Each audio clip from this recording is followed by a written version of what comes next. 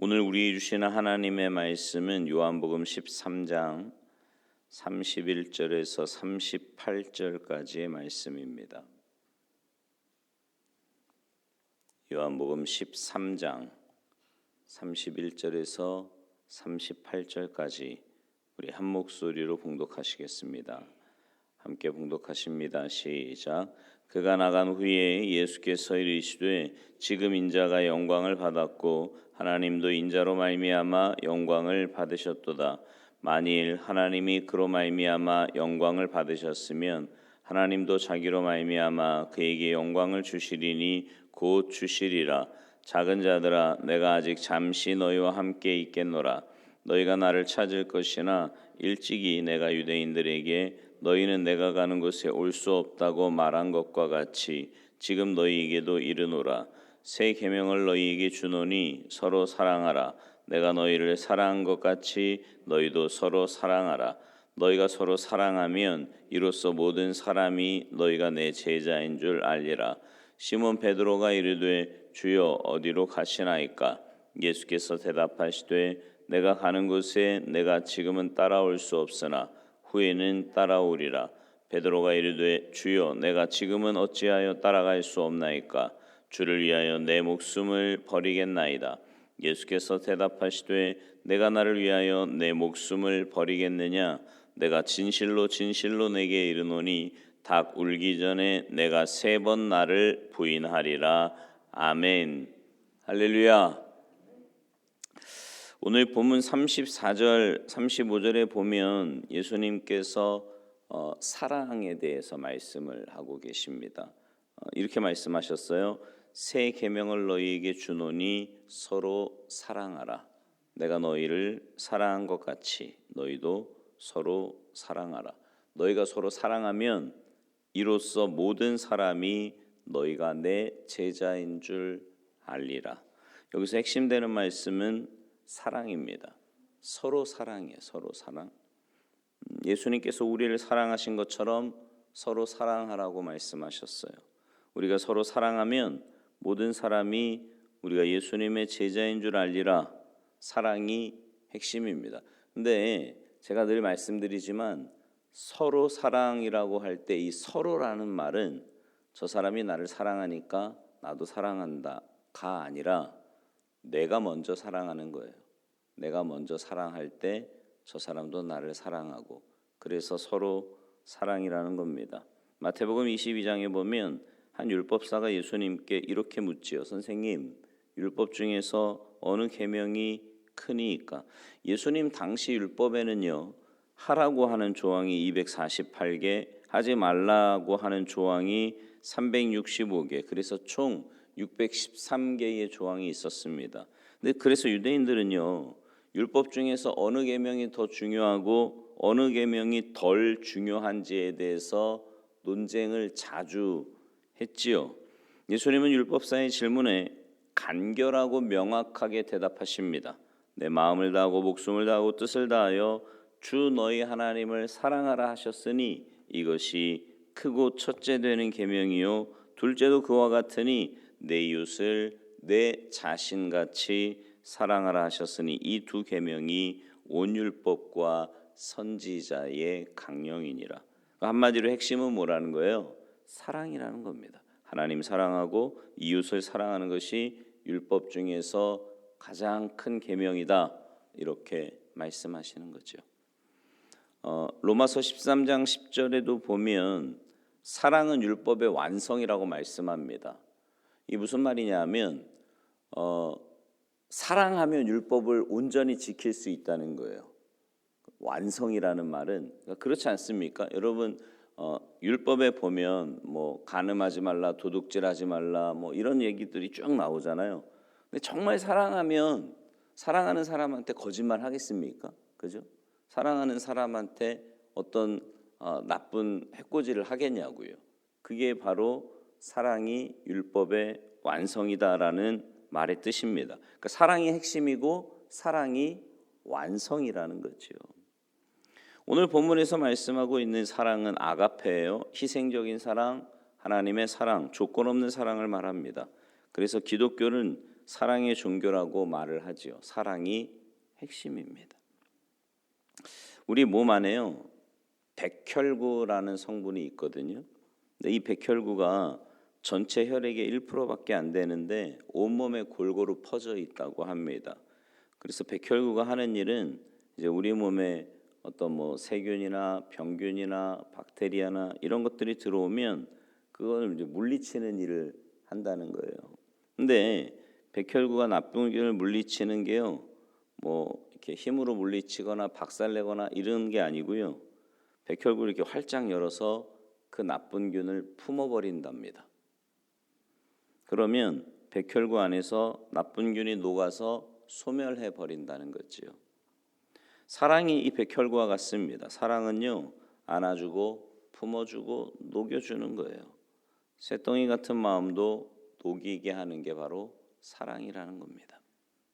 오늘 본문 말씀에서는 우리가 서로 사랑하면 모든 사람이 예수님의 제자인 줄 알게 된다, 이렇게 말씀해요. 여러분, 제자가 누구예요? 예수님을 진실로 믿고 따르는 자입니다. 어떻게 제자인 줄 알 수 있대요? 서로 사랑하는 것을 보면 알 수 있다는 겁니다. 서로 사랑하는 자는 예수님의 제자고요, 서로 사랑하지 않는 자는 예수님의 제자가 아니라는 거죠. 여러분은 예수님의 제자이십니까? 사람이요, 어떤 종교를 가지고 있는지 복장이나 생활 습관 보면 알 수 있습니다. 승려들은 삭발하고 회색 승복을 입고 속세를 떠나 생활을 합니다. 유대교인들은요, 카파라고 하는 작은 모자를 이렇게 쓰고 다니면서 구약 성경에서 금지한 짐승의 고기 안 먹어요. 이슬람교도들 히잡이라는 거 쓰고 다니고요, 하루에 5번씩 성지를 향해서 기도를 합니다. 그 사람들은요, 어디에 있든지 시간만 딱 되면 그렇게 합니다. 천주교 수녀들도 보면 수녀복 입고 다니잖아요. 근데 기독교인들은 복장이나 생활 습관만 보면 일반 사람과 구별하기가 어렵습니다. 여러분, 지나다니면서 이렇게 보면 아세요? 아, 저 사람 교인이구나, 아니구나, 아세요? 아니죠. 누가 예수님을 믿는 사람인지, 누가 구원받은 사람인지, 누가 예수님의 제자인지 알 수 없어요. 모릅니다.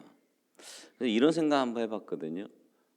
예수 믿는 사람들만 입는 복장, 아니면 모자 같은데 이렇게 그리스도인, 예수 이런 거, 그런 거 하고 다니면 어떨까요? 교회 더 안 나오겠죠? 쉽지 않을 것 같습니다.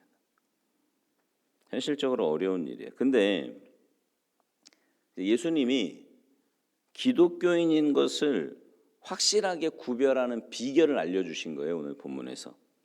그게 뭐냐면 사랑입니다. 사랑. 너희가 서로 사랑하면 모든 사람이 내 제자인 줄 안다. 너희가 내 제자인 줄 안다라는 거죠. 서로 사랑하는 거 보면 예수님의 제자인 줄 알 수 있다는 겁니다. 초대교회 안디옥 교회 성도들이 그랬어요. 안디옥 교회 성도들은 정말 이렇게 사랑이 많은, 서로 사랑하는 그런 교회였습니다. 그러자 안디옥 성읍에 사는 사람들이 그 안디옥 교회 성도들을 가리켜서 뭐라 그랬냐면 그리스도인이다, 이렇게 부른 거예요.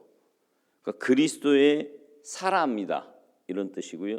진짜 그리스도를 믿는 사람, 진짜 그리스도를 따르는 사람이라는 겁니다. 그러니까 진짜 그리스도처럼 사는 사람들이 그리스도인이라는 거죠. 여러분, 오늘 우리도 그렇습니다.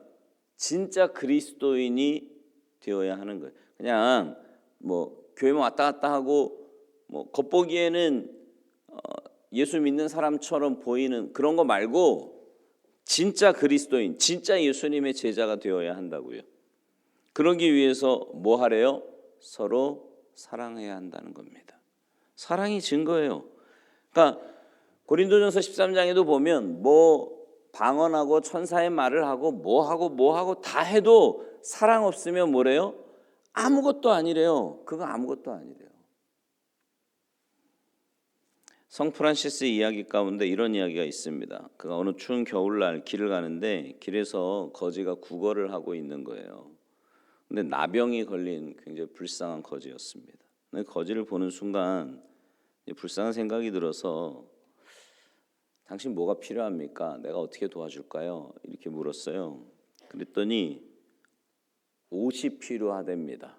추우니까 옷을 좀 벗어달라는 거죠. 좀 망설이다가 자기가 입고 있던 겉옷을 벗어서 거지에게 줍니다. 그러자 거지는 고맙다는 말도 하지 않고 이번에는 속에 입은 그 옷까지도 달라는 겁니다. 또 망설이는데 왜냐하면 이 추운 날 이것까지 벗어주면 자기도 얼어 죽을 것 같았기 때문이죠. 그래도 안에 입은 옷까지 벗어줍니다. 그래서 이번에는 거지가요 자기를 좀 안아달래요. 여러분 어떻게 하실 것 같으세요? 망설이죠. 왜냐하면 나병이잖아요. 나병. 그러니까 나병은 옮을 수도 있다 뭐 이런 생각들을 하잖아요. 안아주면 진짜 옮을 것 같은 거죠. 한참 망설이다가 용기를 내서 그를 덥석 안아 주었습니다. 신기하게도 그 거지의 품이요 너무 따뜻한 거예요. 자기가 거지를 안아주는 게 아니라 거지가 자기를 안아주는 것 같은 그런 느낌이 들더랍니다. 그때 프란시스의 귀에 이런 음성이 들려왔어요. 프란시스야, 이제야 네가 나를 사랑하는 줄을 안다. 주님의 음성이었죠. 오늘 본문 말씀에 보면 내가 너희를 사랑한 것 같이 이렇게 말씀하세요. 내가 너희를 사랑한 것 같이. 그러니까 예수님이 우리를 사랑한 것 같이 서로 사랑하래요. 여러분 예수님이 우리를 어떻게 사랑해 주셨어요? 있는 모습 그대로. 만약에요 예수님이 우리처럼 사랑하셨다면 우리는 좀 그러지 않습니까? 사랑할 만한 사람들은 사랑하지만 꼴 보기 싫은 사람들은 사랑 안 하잖아요. 그죠? 내 기준에서 이렇게 벗어나는 사람들은 막 뭐라고 하고 싶지 사랑하고 싶지 않잖아요. 아닌 척해도 다 알아요. 그죠? 사랑하기 참 어렵거든요. 근데 예수님이 만약에 우리를 그렇게 사랑하셨다면 이 자리에 우리가 못 있었겠죠. 그냥 있는 모습 그대로 사랑해 주신 거예요. 그렇게 사랑을 해요. 그렇게. 그러니까 상대방을 볼 때 있는 모습 그대로. 아니 제가 그런 말씀 종종 드리잖아요. 장점이 없는 사람은 없다니까요. 단점이 없는 사람도 없어요. 근데 우리는 뭘 봐야 되냐면 장점을 보는 거예요. 좋은 모습, 좋은 모습. 기분이 별로 안 좋으세요? 그렇게 해야 돼요. 있는 모습 그대로 장점만 보며 사랑할 때 세상 사람들이 우리를 보고 뭐래요? 아, 진짜 그리스도인이구나. 예수님의 제자구나. 이렇게 생각한다는 거예요. 바라기는 여러분 신앙생활이요. 종교적인 형식적인 뭐 어떤 이런 거 말고 여러분이 받은 그 은혜와 사랑을 늘 기억하셨으면 좋겠어요. 내가 어떻게 이 자리에 있고 내가 어떻게 구원받은 자로 살아가고 있는지를 늘 기억하시면서 여러분도 그렇게 있는 모습 그대로 사랑하고 용납하는 진짜 그리스도인으로 살아가셔서 세상 사람들이 여러분을 볼 때 아, 그리스도인이구나. 진짜 예수님의 제자구나 라고 인정할 수 있는 참된 신앙인으로 살아가시기를 주님의 이름으로 축원합니다. 기도하시겠습니다. 하나님 감사합니다. 아무 자격도 조건도 없는 저희들인데 주님은 사랑해 주시고 있는 모습 그대로 용서해 주시고 품어 주셔서 우리로 하여금 하나님의 자녀로 살아갈 수 있게 하시니 진심으로 감사를 드립니다. 주님은 우리에게 내가 너희를 사랑한 것처럼 너희도 서로 사랑하라고 말씀하시는데 우리는 왜 이렇게 사랑하기가 어려운지 여전히 내가 기준이 되고 내 감정과 내 생각과 내 고집대로 살려고 할 때가 너무나 많이 있음을 주님 앞에 고백합니다. 우리의 마음속에 주님의 마음을 주시고 내가 다른 사람을 자꾸만 정죄하고 비판하고 판단하려고 할 때마다 이 말씀, 주님의 이 사랑을 늘 기억하며 그래서 주님의 사랑으로 대할 수 있는 성숙한 신앙인들 모두 되도록 주님 도와 주시옵소서. 오늘 한날의 삶도 주님과 동행하며 주님께 받은 그 사랑을 나누며 서로 사랑하며 살아가는 복된 한날의 삶이 되기를 간절히 바라옵고 나오며 예수님의 이름으로 축복하며 기도하옵나이다. 아멘.